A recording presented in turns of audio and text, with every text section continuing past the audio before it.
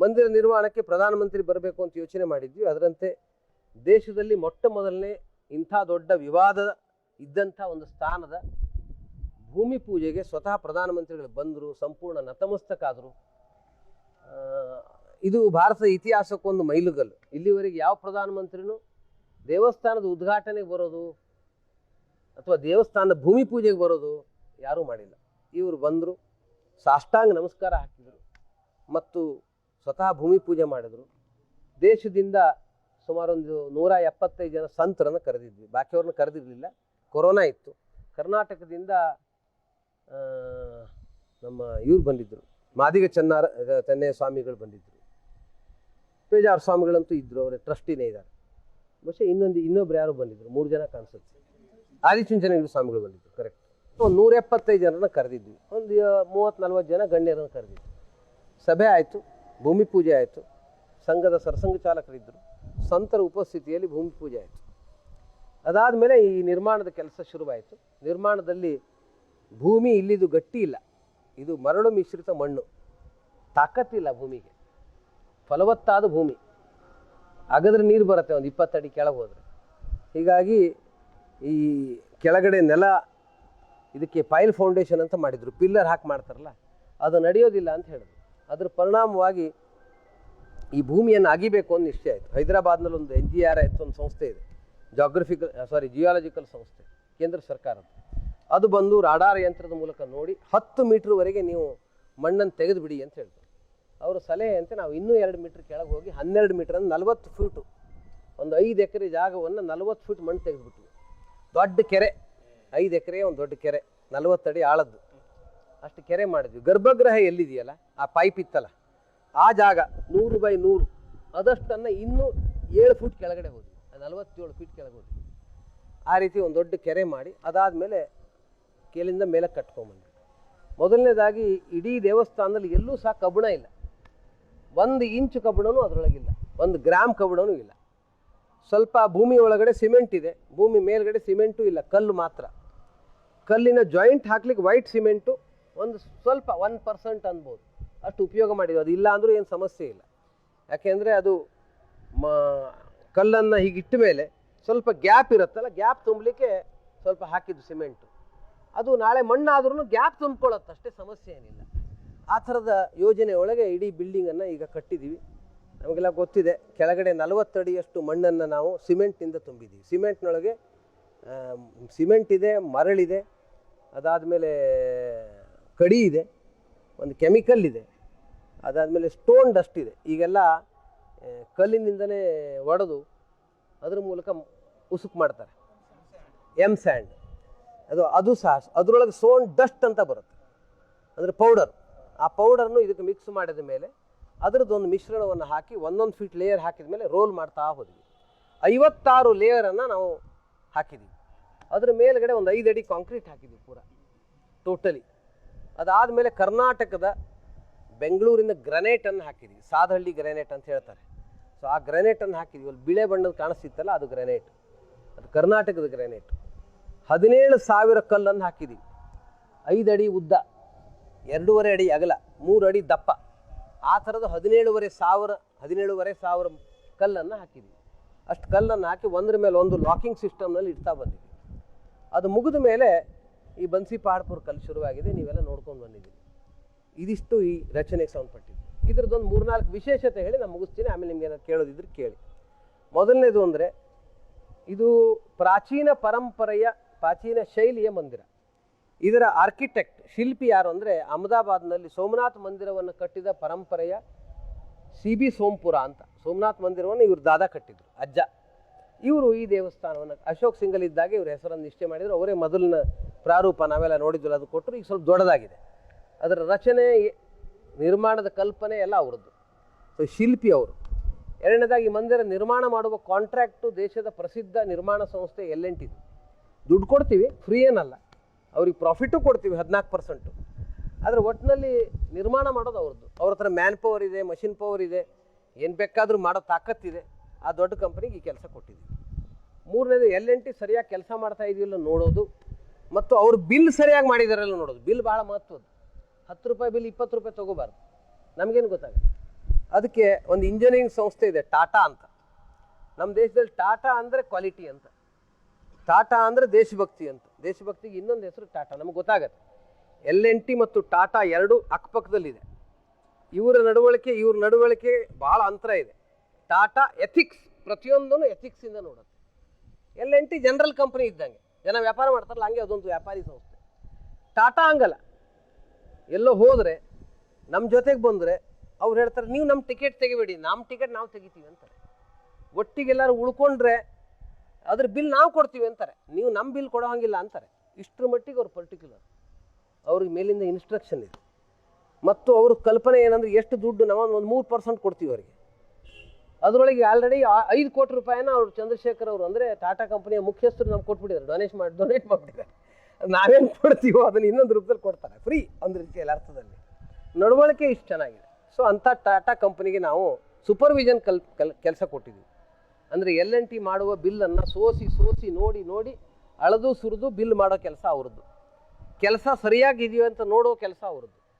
ಇದ್ರ ಜೊತೆಗೆ ನಮ್ಮವರು ಸಂಘದ ಸ್ವಯಂ ಸೇವಕರು 7 ಜನ ಇಂಜಿನಿಯರ್ಸ್ ಇದ್ದಾರೆ. ಇವತ್ತೊಬ್ಬ ಹುಡುಗ ಸರ್ವಜ್ಞ ಅಂತ ಹುಡುಗ ಸಿಕ್ಕಿದ್ದ, ಅವನು ಆರ್ಕಿಟೆಕ್ಟ್ ಕರ್ನಾಟಕದವನು, ಅವನು ಸೇವೆ ಮಾಡ್ಲಿಕ್ಕೆ ಬಂದಿದ್ದು. ಇವ್ರಿಗೆ ಒಂದು ಪೈಸೆ ಕೊಡಲ್ಲ ನಾವು, ಊಟ ವಸತಿ ಬಿಟ್ಟರೆ ನಮ್ಮ ಹತ್ರ ಏನೂ ಚಾರ್ಜ್ ಇವ್ರು ಯಾರೂ ತೊಗೊಳ್ಳಲ್ಲ. ಇಲ್ಲಿದ್ದಾರೆ ಗಂಡ ಹೆಂಡತಿ 2-3 ಪರಿವಾರ ಇಲ್ಲಿದೆ. ಮಹಾರಾಷ್ಟ್ರದವ್ರು ಇದ್ದಾರೆ, ಇಲ್ಲೇ ಗೋರಖ್ಪುರದವ್ರು ಇದ್ದಾರೆ, ಕರ್ನಾಟಕದವ್ರು ಇದ್ದಾರೆ 2-3 ಜನ, ದೇಶದ ಬೇರೆ ಬೇರೆ ಕಡೆಯಿಂದ ಬಂದಿದ್ದಾರೆ. ಅವರೆಲ್ಲ ಇಲ್ಲಿ ಸೇವೆ ಮಾಡ್ತಾ ಇದ್ದಾರೆ, ನಮ್ಮಿಂದ ಹಣ ತೊಗೊಳ್ಳಲ್ಲ, ಅದರ ಸೇವೆ ಕೊಡ್ತಿದ್ದಾರೆ. 2-2.5 ವರ್ಷದಿಂದ ಇಲ್ಲಿದ್ದಾರೆ. ಇವರಿಬ್ಬರು ಮಾಡಿದ ಕೆಲಸಕ್ಕೆ ನಮ್ಮ ಕಡೆಯಿಂದ ಸರಿ ಇದೆಯಲ್ಲ ನೋಡ್ತಾರೆ. ಈ ಥರದ ವ್ಯವಸ್ಥೆಯೊಳಗೆ ನಮ್ಮದು ನಡೆಯುತ್ತೆ. ಪ್ರಾಚೀನ ಪರಂಪರೆಯ ಮಂದಿರ, ಆದರೆ ಆಧುನಿಕ ಟೆಕ್ನಾಲಜಿಯ ಮಂದಿರ. ಅಂದರೆ ಹಳೆ ಬೇರು ಹೊಸ ಚಿಗುರು ಎರಡೂ ಸೇರಿದೆ ಇದರೊಳಗೆ. 70 ಜನ ಇಂಜಿನಿಯರ್ಸ್ ಇದ್ದಾರೆ. ಯಾವುದೇ ದೇವಸ್ಥಾನವನ್ನು 70 ಜನ ಇಂಜಿನಿಯರ್ಸ್ ಕಟ್ಟಿದ್ದು ಭಾರತದಲ್ಲಿಲ್ಲ. ಇಲ್ಲಿ ಟಾಟಾ L&T ಎಲ್ಲ ಸೇರಿ ಈಗ ಹೆಚ್ಚಿಗೆ ಇರ್ಬೋದು, ನಾನು ಹಳೇದು ಹೇಳ್ತಿರೋದು. ಟಾಟಾದವರು ಒಂದು 27-28, L&T ಅವರು 70, 107 ಜನ ಇದ್ದಾರೆ ಇಂಜಿನಿಯರ್ಸ್ ಈಗ. ಅಂದರೆ M.Tech ಆದವರು, BE ಆದವರು, ಸಿವಿಲ್ಲು, ಇಲೆಕ್ಟ್ರಿಕಲ್ಲು ಇತ್ಯಾದಿ ಎಲ್ಲ ಇಂಜಿನಿಯರ್ಸು ತುಂಬಿದ್ದಾರೆ. ಆಧುನಿಕ ಟೆಕ್ನಾಲಜಿಯ ಸಂಪೂರ್ಣ ಉಪಯೋಗ, ಮಷಿನ್ನಿಂದ ಹಿಡ್ಕೊಂಡು ಎಲ್ಲ. ಹಳೆಯ ಚಿಂತನೆ ಇದೆರಡನ್ನು ತಗೊಂಡು ಎಷ್ಟು ಬೇಗ ಮಂದಿರ ನಿರ್ಮಾಣ ಮಾಡ್ಬೋದು ಅಷ್ಟರಿಂದ ನಿರ್ಮಾಣ ಮಾಡಬೇಕು ಹೊರಟಿದ್ದೀವಿ ನಾವು. ಇದು 2ನೇ ವಿಶೇಷ. ಇನ್ನು 3ನೇದು ಅಲ್ಲೇ ಮಂದಿರದ ಸ್ವರೂಪ ಎಲ್ಲ ನಾನು ಹೇಳಿದ್ದೀನಿ, ಅದನ್ನು ಮತ್ತೆ ವರ್ಣನೆ ಮಾಡಲ್ಲ. 3ನೇದು ಅಂದರೆ ಈ ದೇವಸ್ಥಾನದಲ್ಲಿ ನಾವು ಒಂದು ನಿರ್ಣಯ ಮಾಡಿದ್ದು ಅಂದರೆ ದರ್ಶನಕ್ಕಾಗಲಿ ಪೂಜೆಗಾಗಲಿ ಯಾವುದೇ ದುಡ್ಡು ತಗೋಬಾರ್ದು ಅಂತ ನಿಶ್ಚಯ ಮಾಡಿದ್ದೀವಿ. ಯಾವುದೇ ಹಣ ಇಲ್ಲ. ತಿರುಪತಿ ಇದ್ದ ಹಾಗೆ, ವೈಷ್ಣವ ದೇವಿ ಇದ್ದ ಹಾಗೆ, ಬೇರೆ ಬೇರೆ ದೇವಸ್ಥಾನದಲ್ಲಿ ಪೂಜೆಗೆ ಉಜ್ಜಯಿನಿಯಲ್ಲಿ ನೀವು ಜಲಾಭಿಷೇಕ ಮಾಡಿದರೆ 1500 ರೂಪಾಯಿ ಅಂತಾರೆ. ನಾವು ನಿಶ್ಚಯ ಮಾಡಿದ್ದೀವಿ ಯಾವುದೇ ಪೂಜೆ ಯಾವುದಕ್ಕೂ ಹಣ ಇಲ್ಲ. ಹವನ ಮಾಡಿಸೋದಾದರೆ ಹವನ ಫ್ರೀ. ನಿಮಗೇನಾದರೂ ಮಾಡಿದಂಥ ಪಂಡಿತರಿಗೆ ಏನಾದರೂ ದುಡ್ಡು ಕೊಡೋದಾದ್ರೆ ನಿಮ್ಗೆ ಕೊಡ್ಬೋದು ಅಷ್ಟೇ, ನಮ್ಮ ಕಡೆಯಿಂದ ಏನಿಲ್ಲ. ನಮಗೇನು ಕೊಡಬೇಕಾಗಿಲ್ಲ, ಇಷ್ಟ ಇದ್ದರೆ ಡೊನೇಷನ್ ಕೊಡ್ಬೋದು, ಶುಲ್ಕ ಇಲ್ಲ. ಆ ಥರದೊಂದು ವ್ಯವಸ್ಥೆ ಒಳಗೆ ನಾವು ಪೂಜೆಗಾಗಲಿ ದರ್ಶನಕ್ಕಾಗಲಿ VIP ದರ್ಶನಕ್ಕಾಗಲಿ VVIP ದರ್ಶನಕ್ಕಾಗಲಿ ದುಡ್ಡಿಲ್ಲ, ಫ್ರೀ. ಎಲ್ಲರೂ ಸಮಾನರು, ದೇವರ ಎದುರುಗಡೆ ಭೇದ ಭಾವ ಇಲ್ಲ. ಇದು ನಮ್ಮ ಚಿಂತನೆ. ಇನ್ನು ಬಂದಂಥವರಿಗೆ ನಾವು ಯೋಚನೆ ಮಾಡಿದ್ವಿ, ಬಡವರು ಯಾರು ಬರ್ತಾರೋ ಅವರಿಗೆ ಹಾಲ್ನಲ್ಲಿ ಊಟ ವಸತಿ ಎರಡನ್ನೂ ಫ್ರೀ ಕೊಡ್ತೀವಿ. ನಮಗೆ ಸ್ಪೆಷಲ್ ರೂಮ್ ಬೇಕು, AC ರೂಮ್ ಬೇಕು ಅಂದರೆ ಚಾರ್ಜ್ ಕೊಡಿ, ಬೇಕಾಟಿದೆ ಹೊರಗಡೆಗೆ. ನಾವು ನಿಮಗೆ ಉಚಿತವಾಗಿ ಬೆಡ್ ಕೊಡ್ತೀವಿ, ಲಾಕರ್ ಕೊಡ್ತೀವಿ, ನಿಮ್ಮ ಬ್ಯಾಗ್ ಇಟ್ಕೊಳ್ಳಿ, ಸೇಫ್, ತೊಂದರೆ ಇಲ್ಲ. ಫ್ಯಾನ್ ಇರುತ್ತೆ, ಬೇಕಾದ್ರೆ ಕೂಲರು ಕೊಡ್ತೀವಿ. AC ರೂಮ್ ಬೇಕು ಇತ್ಯಾದಿ ಅಂದರೆ ಅದಕ್ಕೆ ಚಾರ್ಜ್ ನೀವು ಕೊಡಿ. ಅದು ಬಿಟ್ಟರೆ ಸಾಮಾನ್ಯ ಜನರಿಗೆ ಎಲ್ರಿಗೂ ಫ್ರೀ ಊಟ ವಸತಿ ಎಲ್ಲವನ್ನು ಕೊಡಬೇಕು ಅಂತ ಯೋಚನೆ ಮಾಡಿದ್ವಿ. ವಯಸ್ಸಾದವ್ರಿಗೆ ವೀಲ್ಚೇರ್ ವ್ಯವಸ್ಥೆ ಇದೆ, ದೇವಸ್ಥಾನದಲ್ಲೂ ರ್ಯಾಂಪ್ ಇದೆ, ಅದ್ರ ಮೂಲಕ ಹೋಗ್ಬೋದು. ಅವರು ಸಹ ಆರಾಮಾಗಿ ದರ್ಶನ ಮಾಡ್ಬೋದು. ವೀಲ್ಚೇರ್ ಇದೆ, ವೀಲ್ಚೇರ್ ಫ್ರೀ. ಅಂದರೆ ಯಾವ್ಯಾವ್ದು ನಮ್ಮ ಕಡೆಯಿಂದ ಸಾಧ್ಯ ಇದೆ ಎಲ್ಲವೂ ಉಚಿತವಾಗಿ ಜನಕ್ಕೆ ಕೊಡೋದು. ಡೊನೇಷನ್ ಜನ ನಮಗೆ ಕೊಟ್ಟಿದ್ದಾರೆ, ಈಗಾಗಲೇ 3200 ಕೋಟಿ ರೂಪಾಯಿ ಬಂದಿದೆ, ನಮಗೆ ಜನ ಕೊಟ್ಟಿದ್ದಾರೆ. ಮತ್ತು ಪ್ರತಿನಿತ್ಯ ಸುಮಾರು 15 ಲಕ್ಷ ರೂಪಾಯಿ ಬರ್ತಾ ಇದೆ, ಎಲ್ಲಿಂದನೂ ಬರುತ್ತೆ. ದಿನ ಡೊನೇಷನ್ ಇಲ್ಲೇ ನಮ್ಮ ಕೌಂಟರ್ನಲ್ಲಿ 3 ಲಕ್ಷ ದಿನಕ್ಕೆ 3.5 ಲಕ್ಷ 4 ಲಕ್ಷ ಇಲ್ಲಿ ಡೊನೇಷನ್ ಪ್ರತಿನಿತ್ಯ ಬರುತ್ತೆ. ಜನ ಕೊಡ್ತಿದ್ದಾರೆ, ನಮಗೇನು ತೊಂದರೆ ಇಲ್ಲ. ಸಾಮಾನು ಕೊಡಿಸ್ಲಿಕ್ಕೂ ಜನ ಮುಂದೆ ಬಂದಿದ್ದಾರೆ. ಹೀಗಾಗಿ ನಾವು ಶಿಲ್ಪನೆ ಮಾಡಿ ನಾವು ಮತ್ತೆ ದುಡ್ಡು ಜನರ ಹತ್ರ ಕೇಳಬಾರ್ದು. ಅವರಾಗಿನ ಡೊನೇಷನ್ ಕೊಡೋದಾದ್ರೆ ಕೊಷ್ಟು ಬೇಕಾದ್ರೆ ಕೊಡ್ಬೋದು, ಹುಂಡಿಗೆ ಹಾಕ್ಬೋದು, ಡೊನೇಷನ್ ಕೊಡ್ಬೋದು, ನಾವು ಕೇಳಬಾರ್ದು.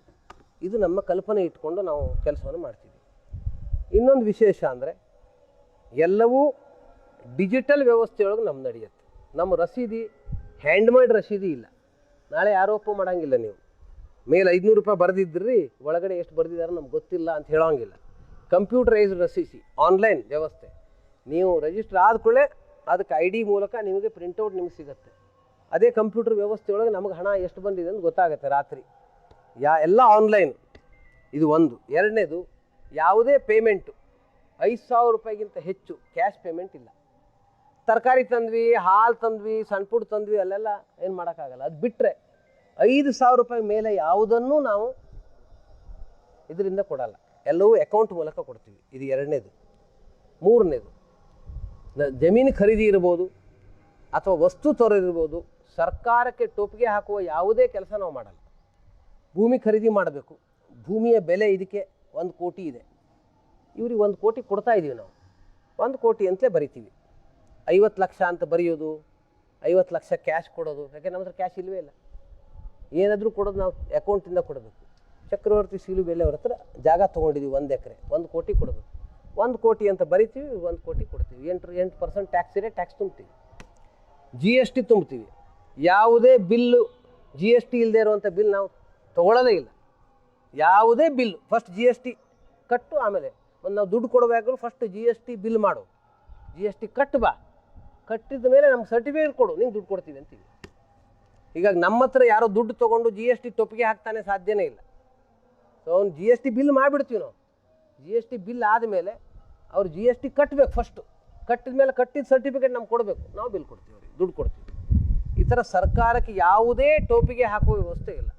ಅದರ ಪರಿಣಾಮ ಇನ್ಕಮ್ ಟ್ಯಾಕ್ಸ್ನವರು ಅನೇಕ ಜನ ಅಯೋಧ್ಯೆಗೆ ಬಂದು ನೋಡಿದ್ದಾರೆ. ಇಷ್ಟೊಂದು ಹೇಗೆ ಇನ್ಕಮ್ ಟ್ಯಾಕ್ಸ್ ಬರ್ತಾ ಇದೆ, ನಮಗೆ GST ಬರ್ತಾ ಇದೆಯಲ್ಲ, ಎಲ್ಲಿಂದ ಬರ್ತಾ ಇದೆ ನೋಡಿದ್ರೆ ರಾಮಜನ್ಮಭೂಮಿಯಿಂದ ಬರ್ತಾ ಇದೆ.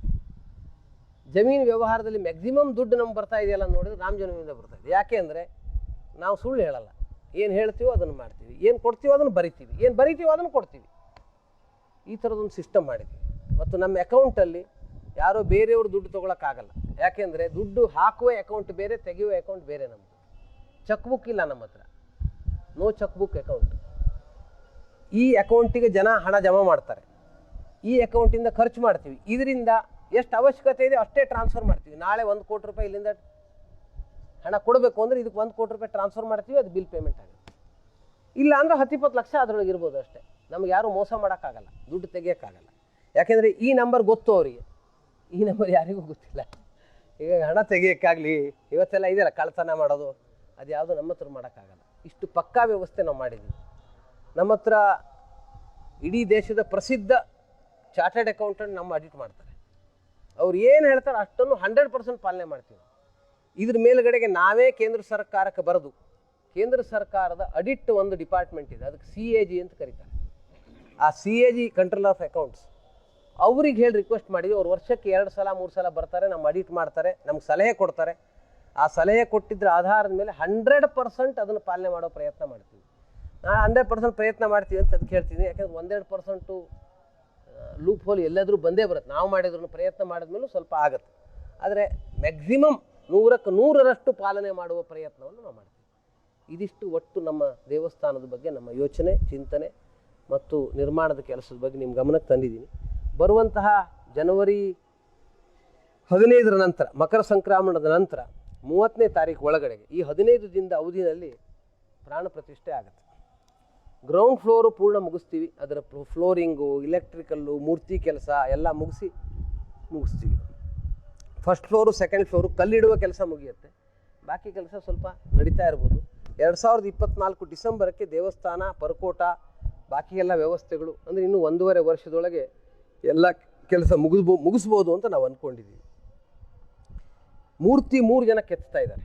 ಬಾಲರಾಮನ ಮೂರ್ತಿಯನ್ನು 3 ಜನ ಕೆತ್ತಾ ಇದ್ದಾರೆ. 2 ಕರ್ನಾಟಕದವರು, 1 ರಾಜಸ್ಥಾನದವರು ಮಾರ್ಬಲಲ್ಲಿ ಕೆತ್ತಾ ಇದ್ದಾರೆ. ಕರ್ನಾಟಕದ ಮೂರ್ತಿ ಹೆಗ್ಗಡದೇವನ ಕೋಟೆಯ ಕಲ್ಲಿಂದ ನಿರ್ಮಾಣ ಆಗ್ತಾ ಇದೆ. ಒಬ್ಬರು GL ಭಟ್ ಅಂತ ಇಡಗುಂಜಿಯವರು ಬೆಂಗಳೂರಲ್ಲಿ ಇರ್ತಾರೆ, ಅವರ ಶಿಷ್ಯ ಸೇರಿ ಕೆತ್ತಾ ಇದ್ದಾರೆ. ಇನ್ನೊಬ್ಬರು ಅರುಣ್ ರಾಜ್ ಅಂತ ಮೈಸೂರಿನವರು, ಅವರು ಮೂರ್ತಿ ಕೆತ್ತಾ ಇದ್ದಾರೆ. ಇನ್ನೊಬ್ಬರು ಸತ್ಯನಾರಾಯಣ ಪಾಂಡೆ ಅಂತ ಜೈಪುರ್ನವರು ಒಂದು ಮೂರ್ತಿ ಕೆತ್ತಾ ಇದ್ದಾರೆ. ಇಡೀ ದೇಶದ ಪ್ರಸಿದ್ಧ 10-12 ಜನರು ಕರೆದಿದ್ವಿ. ಅದರೊಳಗೆ ಈ 3 ಜನರನ್ನು ಸೆಲೆಕ್ಟ್ ಮಾಡಿ ಅವರಿಗೆ ಅವಕಾಶ ಕೊಟ್ಟಿದ್ದೀವಿ. 3 ಜನ ಕೆತ್ತಾರೆ, ಅದರಲ್ಲಿ ಭಗವಂತ ಯಾವುದ್ರಲ್ಲಿ ಇರಬೇಕು ಅಂತ ನಿಶ್ಚಯ ಮಾಡಿದ್ರೆ ನಮಗೆ ಗೊತ್ತಿಲ್ಲ. ನಾವ್ಯಾಕೆ 3 ಕೆತ್ತಲಿಕ್ಕೆ ಹೊರಟಿದ್ದೀವಿ ಅಂದರೆ ನಮ್ಮ ಹತ್ರ ಇರೋ ಸಮಯ ಕಡಿಮೆ. ಮೂರ್ತಿ ಕೆತ್ತಲಿಕ್ಕೆ ಅವ್ರು ನಮ್ಗೆ ಕೇಳಿದ್ರು 4 ರಿಂದ 5 ತಿಂಗಳ ಬೇಕು ಅಂತ. ಅಂದರೆ ನಮಗೆ ಅಕ್ಟೋಬರ್ ನವಂಬರ್ ಹೊತ್ತಿಗೆ ಮೂರ್ತಿ ತಯಾರಾಗತ್ತೆ. ಇವ್ರಿಗೆ ನಾವು ಮೂರ್ತಿ ಕೆತ್ತನೆ ಕೊಟ್ಬಿಟ್ವಿ. ಕೊನೆ ಗಳಿಗೆಯಲ್ಲಿ ಅವ್ರಿಗೆ ಆರೋಗ್ಯ ಕೆಟ್ಟೋಯ್ತು ಅಂತ ಇಟ್ಕೊಳ್ಳಿ. ಆವಾಗ ನಮ್ಮ ಮೂರ್ತಿ ಸಮಯಕ್ಕೆ ಸರಿಯಾಗಿ ಸಿಗಲ್ಲ. ನಾನು ಮೂರ್ತಿ ಕೆತ್ತಲಿಕ್ಕೆ ಹೊರಟಿದ್ದೀನಿ, ನನಗೇನೋ ತೊಂದರೆ ಆಗಿ ಮೂರ್ತಿ ಆಕಾರ ತಪ್ಪಿ ಹೋಗ್ಬಿಡ್ತು, ತೊಂದರೆ ಆಗಬಾರ್ದು. ಅದಕ್ಕೆ 3 ಮೂರ್ತಿ ತೊಗೊಂಡಿದ್ದೀವಿ. 3ರಲ್ಲಿ ಯಾವ್ದಾದ್ರು ಒಂದಾದರೂ ಸಿಗತ್ತೆ, ನಾವು ಪೂರ್ಣ ಆಗುತ್ತೆ. ಮತ್ತು ಅದರೊಳಗೆ ಯಾವುದು ಅಂತ ಕೊನೆ ಗಳಿಗೆಯಲ್ಲಿ ಸಿಲೆಕ್ಟ್ ಮಾಡ್ತೀವಿ. ಮತ್ತು ಉಳಿದ 2 ಸನ್ಮಾನಪೂರ್ವಕವಾಗಿ ಎಲ್ಲಾದರೂ ಒಂದು ಕಡೆ ಇಡ್ತೀವಿ. ಈಗ ನಾವು ಯೋಚನೆ ಮಾಡಿದ್ದೀವಿ.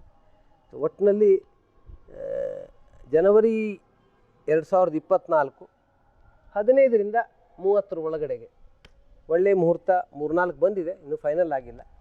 ಯಾವ ಮುಹೂರ್ತದಲ್ಲಿ ಪ್ರಧಾನಮಂತ್ರಿಗಳು ಸಮಯ ಕೊಡ್ತಾರೆ ಮತ್ತು ಮುಹೂರ್ತನೂ ಚೆನ್ನಾಗಿದೆ, ಅದರಲ್ಲಿ ಯಾವುದಾದ್ರು ಒಂದು ನಿಶ್ಚಯ ಆಗುತ್ತೆ. ಆ ಸಮಯದಲ್ಲಿ ನಾವು ಕಲ್ಪನೆ ಮಾಡಿದ್ದು ಅಯೋಧ್ಯೆಗೆ ಎಲ್ಲರನ್ನೂ ಕರಿಬಾರ್ದು ಅಂತ. ಯಾಕೆಂದ್ರೆ ನಾವು ಅಯೋಧ್ಯೆಯಲ್ಲಿ 8 ಜನರಿಗೆ ವ್ಯವಸ್ಥೆ ಮಾಡೋಕ್ಕಾಗಲ್ಲ, ಕೊರೆಯುವ ಚಳಿ ಇರುತ್ತೆ ಆವಾಗ. ಈಗ ಹಂಗಿಲ್ಲ. ನಮ್ಮಲ್ಲಿ ಶರ್ಟ್ ತೆಗೆದು ಪೂಜೆ ಮಾಡ್ತಾರೆ, ಇಲ್ಲಿ ಶರ್ಟ್ ತೆಗೆದು ಪೂಜೆ ಮಾಡಿದರೆ ಇರೋದೇ ಇಲ್ಲ ಮರುದಿವ್ಸ ಅವರು. ಹೀಗಾಗಿ ಸ್ವೆಟರ್ ಹಾಕ್ಕೊಂಡು ಪೂಜೆ ಮಾಡ್ತಾರೆ. ಇಲ್ಲಿ ಸ್ವೆಟರು ಸಾಕ್ಸು ಹಾಕ್ಕೊಂಡು ಪೂಜೆ ಮಾಡ್ತಾರೆ. ಅಷ್ಟು ಚಳಿ ಇರುತ್ತೆ. ಕೆಟ್ಟ ಚಳಿ ಅಂದರೆ ಏನು, 5 ಡಿಗ್ರಿ 4 ಡಿಗ್ರಿ ಟೆಂಪರೇಚರ್ ಇರುತ್ತೆ. ಮತ್ತು ನಮ್ಮಲ್ಲಿ ಚಳಿ ಅಂದರೆ ರಾತ್ರಿ ಅಂತ, ಇಲ್ಲಿ ಹಾಗಿಲ್ಲ, ಇಡೀ ದಿನ ಚಳಿ ಇರುತ್ತೆ. ಬಿಸಿಲು ಸೂರ್ಯ ಕಾಣೋದೇ ಇಲ್ಲ, 2-3 ದಿನ ಸೂರ್ಯನೇ ಬರಲ್ಲ. ಹೀಗಾಗಿ ಜನವರಿ ತಿಂಗಳ ಅಂದರೆ ಬಹಳ ಚಳಿ. ಆ ಸಮಯದಲ್ಲಿ ಲಕ್ಷಾಂತರ ಜನ ಬಂದುಬಿಟ್ರೆ ಅವ್ರಿಗೆ ಸೂರ್ಯ ಎಲ್ಲಿಂದ ಕೊಡೋದು, ನಾವು ಹೊದಿಕೆ ಎಲ್ಲಿಂದ ಕೊಡೋದು? ಸ್ನಾನಕ್ಕೇನೋ ಸರಿಯೂ ಇದೆ, ಭಾಳ ತಣ್ಣಗಿರುತ್ತೆ ನೀರು, ಆದರೂ ಯಾರೋ ಉತ್ಸಾಹದಲ್ಲಿ ಹೋಗಿ ಸ್ನಾನ ಮಾಡಿಬಿಡ್ಬೋದು. ಶೌಚ, ವಸತಿ, ನಾವು ಇವತ್ತಿನ ಅಂದಾಜಿನಲ್ಲಿ ನಮಗೆ 10,000 ಜನರ ವ್ಯವಸ್ಥೆ ಅಯೋಧ್ಯೆಯಲ್ಲಿದೆ ಈಗ ಸದ್ಯಕ್ಕೆ. ಅಂದರೆ ಹೋಟೆಲ್ಲು, ಆಶ್ರಮ, ಅಲ್ಲಿ ಇಲ್ಲಿ ಸರಿಯಾದ ವ್ಯವಸ್ಥೆ 10,000 ಜನರಿಗಿದೆ. ಆಯಿತು, ಇನ್ನೊಂದು 5,000 ಜನರಿಗೆ ವ್ಯವಸ್ಥೆ ಮಾಡ್ಬೋದು, ನಾವು 15,000 ಜನರಿಗೆ ವ್ಯವಸ್ಥೆ ಮಾಡ್ಬೋದು. ಲಕ್ಷಾಂತರ ಜನ ಗ್ರಾಮದಿಂದ ಬಂದುಬಿಟ್ರೆ ಅಯೋಧ್ಯೆಯಲ್ಲಿ ನಾವು ಏನೂ ವ್ಯವಸ್ಥೆ ಮಾಡೋಕ್ಕಾಗಲ್ಲ, ಅಸ್ತವ್ಯಸ್ತ. ಊಟ ಎಲ್ಲ ಕೊಟ್ಬಿಡ್ಬೋದು, ನಾವು ಊಟ ಹಾಕ್ಬಿಡ್ಬೋದು, ಅದು ಉಳಿದ ವ್ಯವಸ್ಥೆ ಮಾಡೋಕ್ಕೆ ಸಾಧ್ಯ ಇಲ್ಲ. ಅದಕ್ಕೆ ಒಂದು ಯೋಚನೆ ಮಾಡಿದ್ದು, ಇಡೀ ದೇಶ ಈ ಕಾರ್ಯಕ್ರಮವನ್ನು ಆಚರಣೆ ಮಾಡಬೇಕು ನಾವು ಕಲ್ಪನೆ ಕೊಟ್ಟಿದ್ದೀವಿ. ಫೈನಲ್ ಆಗುತ್ತೆ. ಗ್ರಾಮದ ದೇವಸ್ಥಾನದಲ್ಲಿ ಎಲ್ಲ ದೇವಸ್ಥಾನದ ಅವರವರ ಉಪಾಸನಾ ಪದ್ಧತಿ ಪ್ರಕಾರ ಅಯೋಧ್ಯೆಯ ಪ್ರಾಣ ಪ್ರತಿಷ್ಠೆಯ ಕಾರ್ಯಕ್ರಮಕ್ಕೆ ಸಂಬಂಧಪಟ್ಟಂತೆ ನೀವು ಅಲ್ಲಿ ಅನುಷ್ಠಾನ ಮಾಡಿ. ಆವತ್ತು ವಿಡಿಯೋ ಸ್ಕ್ರೀನಲ್ಲಿ ನೋಡಿ, ಅದಾದಮೇಲೆ ಒಂದೊಂದು ದಿವಸ ಒಂದೊಂದು ಪ್ರಾಂತದವ್ರು ಬನ್ನಿ. ಅವತ್ತು ಮುಖ್ಯಮಂತ್ರಿಗಳನ್ನು ಕರಿತೀವಿ, ಅಲ್ಲಿನ ದೊಡ್ಡ ದೊಡ್ಡ ಸ್ವಾಮಿಗಳನ್ನು ಕರಿತೀವಿ, ಬನ್ನಿ. ಅವತ್ತು ದರ್ಶನ ಮಾಡಿ ನೀವು ಒಳ್ಳೆಯ ವ್ಯವಸ್ಥೆ ಮಾಡಿ ನಾವು ಕೊಡ್ತೀವಿ. ಒಂದೇ ದಿನ ಲಕ್ಷಾಂತರ ಜನ ಬಂದರೆ ವ್ಯವಸ್ಥೆ ಮಾಡೋದು ಕಷ್ಟ, ದರ್ಶನವೂ ಕಷ್ಟ. ಅದಕ್ಕಾಗಿ ನಾವು ಯೋಚನೆ ಮಾಡಿದ್ವಿ ಇದನ್ನು ಡಿಸೆಂಟ್ರಲೈಸ್ ಮಾಡಬೇಕು ಅಂತ. ಮತ್ತು ಹೊರಗಡೆ ಸಭೆ ಮಾಡಿದ್ರೆ ಏನು ಉಪಯೋಗ? ದೇವಸ್ಥಾನದ ಒಳಗಡೆ ಮಾಡಬೇಕು. ದೇವಸ್ಥಾನದ ಒಳಗಡೆ ಕೂಡಿಸಿ ಸಭೆ ಮಾಡೋದು ಹೆಚ್ಚು ಅಂದರೆ ನಾವು 5,000 ಜನರಿಗೆ ಮಾಡ್ಬೋದು. ಪ್ರಧಾನಮಂತ್ರಿಗಳು ಬರ್ತಾರೆ. ಈಗ ಪ್ರಧಾನಮಂತ್ರಿಗಳು ಬಂದಾಗ ಜಾಗ ಅದೆಲ್ಲ ಮತ್ತು ಸೆಕ್ಯೂರಿಟಿ ಅದರ ನಡುವೆ ಒಂದು 5-6 ಸಾವಿರ ಜನ.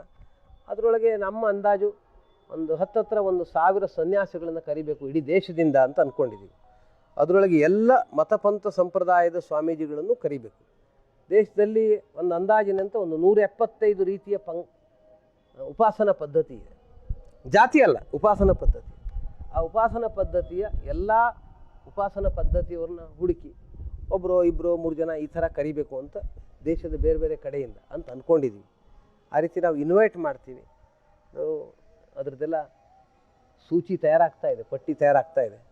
ತಯಾರಾದ ಮೇಲೆ ಅದರೊಳಗೆ ಫಿಲ್ಟ್ರ್ ಮಾಡಿ 10,000ಕ್ಕೂ ಹೆಚ್ಚು ಜನ ಸ್ವಾಮೀಜಿಗಳು ಬಹುಶಃ ಅಯೋಧ್ಯೆ ಆಂದೋಲನದಲ್ಲಿ ಪಾಲ್ಗೊಂಡಿದ್ದಾರೆ. 6 ಕೋಟಿ ಜನ ಪಾಲ್ಗೊಂಡಿದ್ದಾರೆ. ಅಷ್ಟು ಜನರನ್ನಂತೂ ಕರೆಯೋಕ್ಕೆ ಸಾಧ್ಯ ಇಲ್ಲ ನಾವು. ಹೀಗಾಗಿ ಅದರೊಳಗೆ ಸಿಲೆಕ್ಟ್ ಮಾಡಿ 1,000 ಜನರನ್ನಾದರೂ ಕರಿಬೇಕು ಅಂತ ನಮ್ಮ ಪ್ರಯತ್ನ ಇದೆ. ಸೊ 1,000 ಜನರು ಕರೆದ್ವಿ ಅಂದರೆ ಅವರ ಜೊತೆ ಡ್ರೈವರ್ ಬರ್ಬೋದು, ಅವ್ರ ಜೊತೆಗೆ ಅವ್ರ ಶಿಷ್ಯ ಬರ್ಬೋದು. ಹೀಗಾಗಿ ನಾವು ಸ್ವಾಮಿಗಳ ನೀವು ಒಬ್ಬರೇ ಬನ್ನಿ, ಇವನು ಹೊರಗಾಕಿ, ಭಾಳ ಕಷ್ಟ ಅದು.